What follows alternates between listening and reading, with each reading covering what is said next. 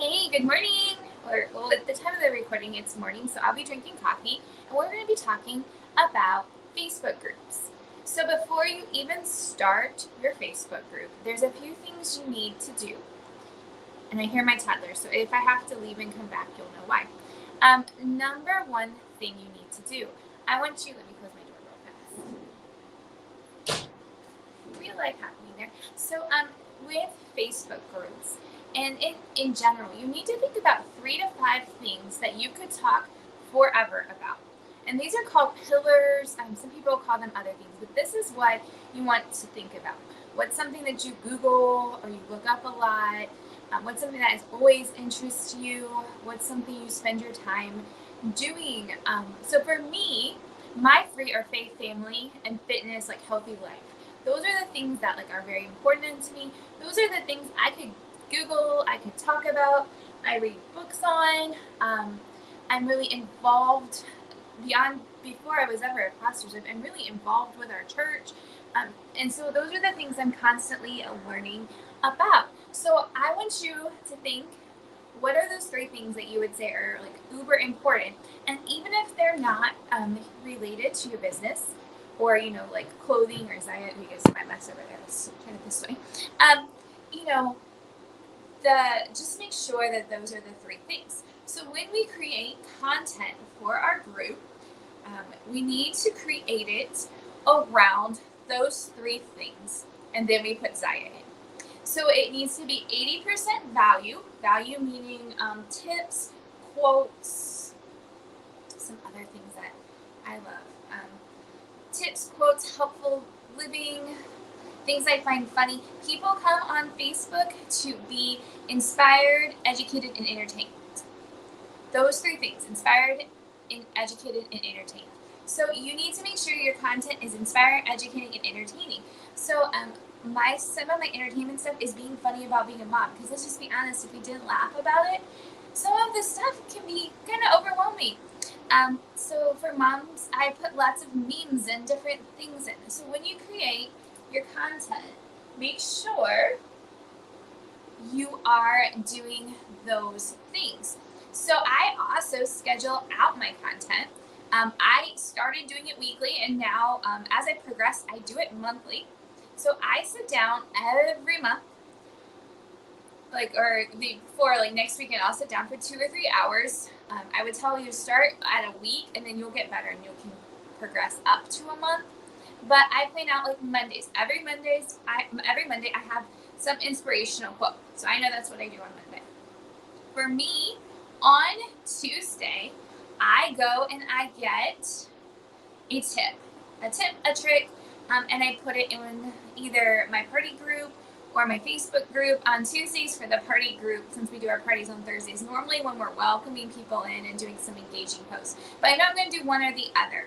Wednesdays is always for Zaya, new releases. So with new releases, the thing I do the most is I just put a new release day, and I let that new releases be my content.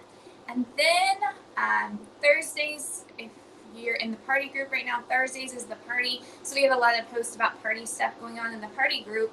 But we also on Thursdays, because it's really important that you create your own VIP group, even if you're in the party group, so you have places to funnel people and to nurture those relationships. But Thursdays in my other group, was just something random. And then we have Fridays, and then Saturday and Sunday. And so each of them kind of have a theme, and sometimes they're monthly themes. Like one month we might talk about bra sizing, and how the color of your bra makes you feel. One month we talked about mental health, just different things. And I try to create each day to have a theme. And so just to remember, as I said, the 80-20, I often feel like Zaya does new releases, which is wonderful. They do restocks, and we do some flash sales. With those 3 things, that's about 10% of your content. So you don't really have to come up with another 10% of Zaya. So if this seems overwhelming, I'm going to give you some tips. Honestly, it's not that bad. Pinterest, if you know Pinterest, you put Monday something in, it will pop up with some ideas. Just make sure if you're gonna quote something, make sure you give the person the credit. Just a second. Make sure you give that person the credit. Facebook does have a fact checker. I recently got flagged because I didn't quote somebody. So make sure you do quote them, or attribute that quote to them. And we go into Pinterest, you can get lots of ideas. And honestly, it's just from everyday life. If I'm listening to a podcast on my way to work and there's an amazing quote I hear, I just kind of do a voice memo and I just repeat the quote, and there's content. If I'm reading an article about, I don't know, mom things, health related things, about protein shakes, that's one of my favorite things right there. There's content. So it's just taking everything that you consume in life, and we're really good information consumers in this digital age, and just making content for other people to help them out. The thing that you want to do the most is to build the know, like, and trust factor. You want people to know you, like you, and trust you. So I'll give you the greatest example offline, and definitely can be applied online.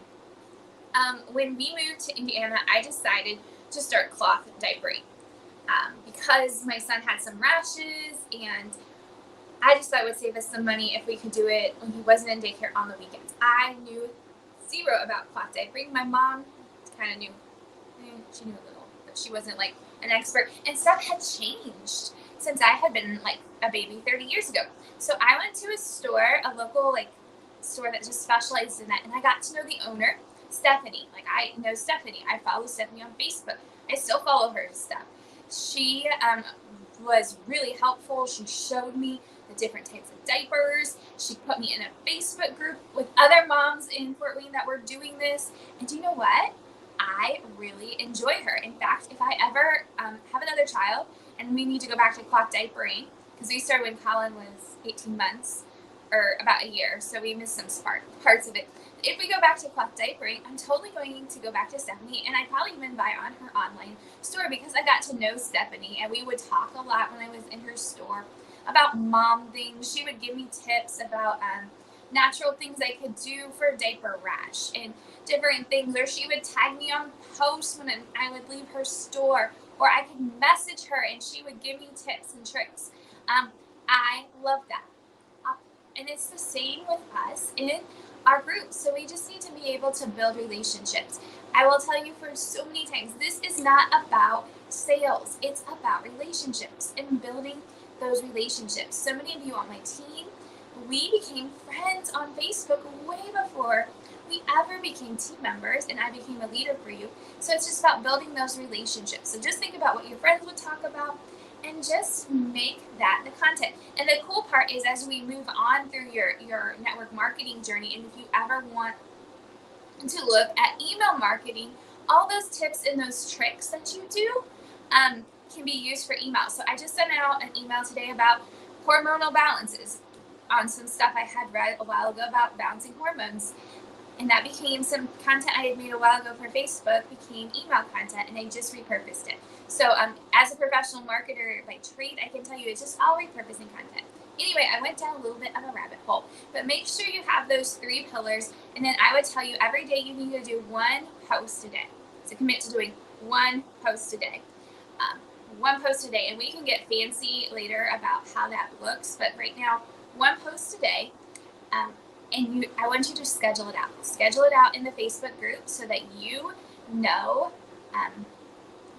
what it is. Also, let's talk real quick about your title of your Facebook group before my phone dies. The title of your Facebook group needs to be something that inspires people. So some of my group titles that you can't take, but are the Legging Love Boutique or Casual to Chic. Kind of putting people in the middle of that title. So you could either be casual or you could be chic. Legging Love Boutique, loving leggings is kind of what my brand is all about. So, and it's also not branding Zaya, it's branding you. So what do you stand for? What do you do? Because the goal is, if something ever, we never want anything to happen to Zaya, but if something ever happened to Zaya, could you walk away and just start all over again? If you brand yourself, I'm Krista Boster. My brand stands for those 3 S. I have brand colors, as you guys know. I'm a brand, so whatever I choose to represent, it's about me as the brand, not me as Zaya. So those are just some helpful tips for today. But yes, schedule out your content, know what those value point 3 pillars are, so you know when to create tips and tricks, and so your audience knows. Like my audience knows every Monday they're going to get a quote. Every Tuesday they're going to get a tip or trick, or in the the party group, they're getting an engagement post. Wednesday, they know they're going to get new releases. So do that. All right, thanks everybody. Bye.